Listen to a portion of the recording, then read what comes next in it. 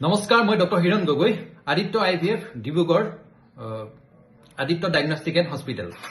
মই আজি আপোনালোকৰ আগত আলোচনা কৰিবলৈ লৈছো এটা বিষয়ৰ ওপৰত বিষয়টো হৈছে IVF বা টেষ্ট টিউব বেবিনো কেনেকৈ কৰা হয় আমি প্ৰথমৰ পৰা আৰম্ভ কৰিছো যেতিয়া এহাল দম্পতি আমাৰ ওচৰলৈ আহে তেওঁলোকক আমি তেওঁলোকৰ সমস্যাখিনি আমি সুধি লওঁ এই সমস্যাখিনি শুনাৰ পিছত আমি যদিহে দেখো যে তেওঁ মহিলাগৰাকীৰ যদি ডিম্বাণু কমি গৈছে বা পুৰুষজনৰ যদি শুক্ৰাণু যদি শুকাই গৈছে বা ফেলোপিয়ান টিউবকেইটা যদি বন্ধ হৈছে বা পলিসিষ্টিক অভাৰী হৈছে বা তেওঁৰ যদি কিছুমান নিষেচনৰ প্ৰব্লেম আছে তেনেহলে আমি তেওঁলোকক টেষ্ট টিউব বেবি কৰিবলৈ যোগ্য বুলি ভাবো ইয়াৰ পিছতে তেওঁলোকক কিছুমান ইনভেষ্টিগেশ্যন কৰা হয় ইনভেষ্টিগেশ্যনৰ প্ৰথমেই কৰা হয় এখন আল্ট্ৰাসাউণ্ড বা ট্ৰান্সভাজেনাল সোনোগ্ৰাফি ইয়াৰ পিছতেই কৰা হয় থাইৰয়েড প্ৰফাইল থাইৰয়েড হৰমনৰ সুগাৰ তাৰ পিছত ভাইৰেল টেষ্ট এন্টিমুলেৰিয়ান হৰমন টেষ্ট তাৰ পিছতে কৰা হয় কিছুমান এক্সৰে কৰা হয় হিষ্টেৰোছেলফিংগোগ্ৰাফি তাৰ পিছতে সিমেন এনালাইসিস কৰা হয় এইখিনি বস্তু চাই পিনি আমি সঠিকভাৱে ভৱিষ্যতৰ কাৰণে আমাৰ পৰিকল্পনা তৈয়াৰ কৰো ইয়াৰ পিছতেই আমি মেডিসিন আৰম্ভ কৰো মেডিসিনটো হল অৰেল কন্ট্ৰাসেপটিভ ড্ৰাগ এইটো দিনে এটা খাব লাগে তাৰ পিছতে এইখিনি সময়তে মহিলাগৰাকী বা দম্পতি হালে এটা কিছুমান নিয়ম মানিব লাগে এইখিনিৰ ভিতৰত হল তেওঁলোকৰ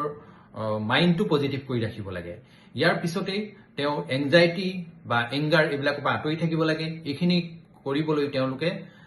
মাইল অলপ মেডিটেশ্যন কৰিব পাৰে মাইল এক্সাৰসাইজ কৰিব পাৰে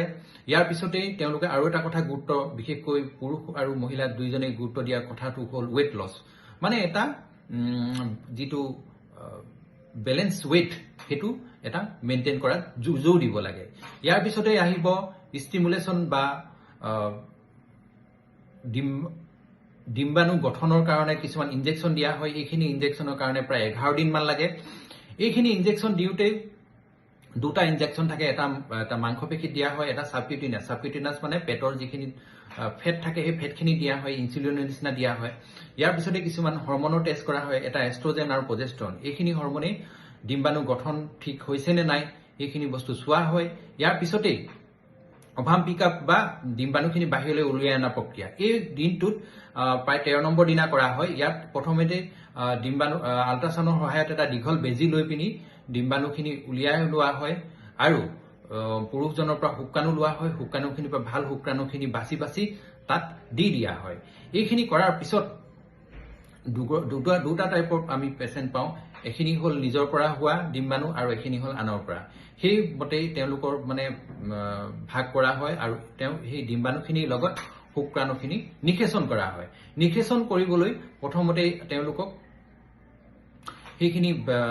সাফা কৰি লোৱা হয় সাফা কৰি লৈ পিনি কালচাৰ মিডিয়াত ৰাখা হয় কালচাৰ মিডিয়াত ৰাখি পিনি ইনকিউবেটৰত ৰাখা হয় ইনকিউবেটৰ মানে কি হল তাতে কিছুমান আৰ্টিফিশিয়াল এনভাইৰনমেন্ট তৈয়াৰ কৰা হয় য'ত আমাৰ মহিলাসকলৰ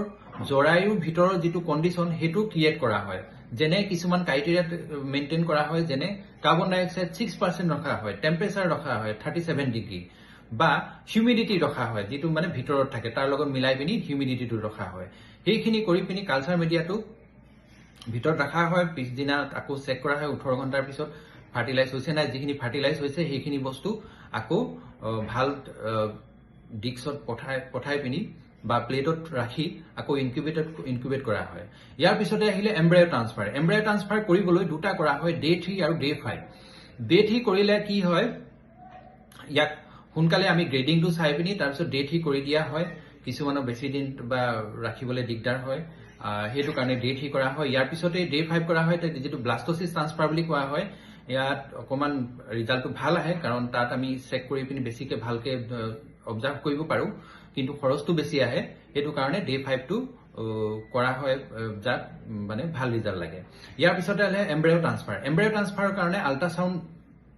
গাইডেড কৰা হয় এমব্ৰায়ো ট্ৰান্সফাৰ আগতে প্ৰায় আধা লিটাৰ পৰা 1 লিটাৰ মান পানী খাব লাগে তাৰ পিছত পানী পেছাবটো ধৰি ৰাখিব লাগে আৰু তাৰ পিছত আল্ট্ৰাসাউণ্ড পেটৰ পৰা চাই পিনি তাৰ পিছত যিখিনি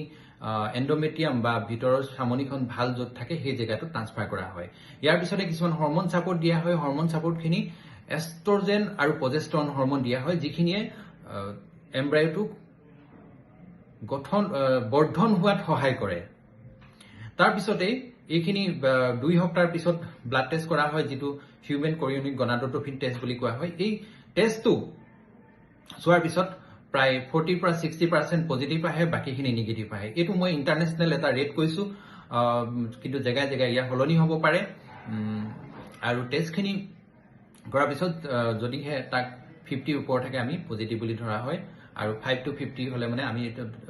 এটা ডাউটফুল বুলি ধৰা হয়। আকৌ আমি 2 দিনৰ পিছত ৰিপিট কৰিব লাগে। এইখিনি হ'ল থুলমূল কথা, কিন্তু এই গোটেই প্ৰক্ৰিয়াটোৰ ভিতৰত প্ৰক্ৰিয়াটো হৈ থাকোঁতে মহিলাগৰাকী বা দম্পতীহালৰ বহুতো মানসিক চাপ হ'ব পাৰে বা কনফিউজন হ'ব পাৰে, মানসিক অশান্তি হ'ব পাৰে। গতিকে এইখিনি সময়ত তেওঁলোকে পেনিক নহৈ যদি কিবা অসুবিধা থাকে তেওঁলোকৰ ডক্তৰ বা ক্লিনিকৰ যিখিনি কাউন্সিলৰ থাকে তেওঁলোকৰ লগত কথা পাতি নিজৰ মনৰ দুৰাকাংক্ষা দূৰ কৰিব পাৰিব।